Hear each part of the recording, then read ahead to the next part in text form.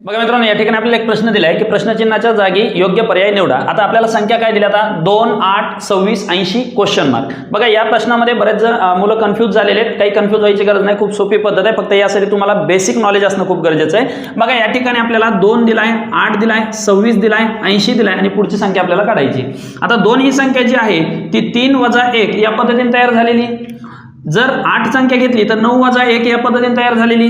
26 घेतली तर 27 - 1 या पद्धतीने तयार झालेली आणि 80 घेतली तर 81 - 1 अशा पद्धतीने झाली. आता यांच्यामध्ये काय साम्य आहे तर बघा, 3 म्हणजे 3 चा पहिला घात वजा 1, 9 म्हणजे 3 चा दुसरा घात वजा 1, 27 म्हणजे 3 चा तिसरा घात वजा 1, 81 म्हणजे 3 चा चौथा घात वजा 1. बरोबर.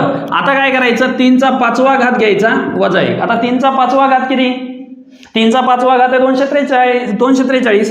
मग 243 वजा 1. आता 243 वजा 1 किती झालं,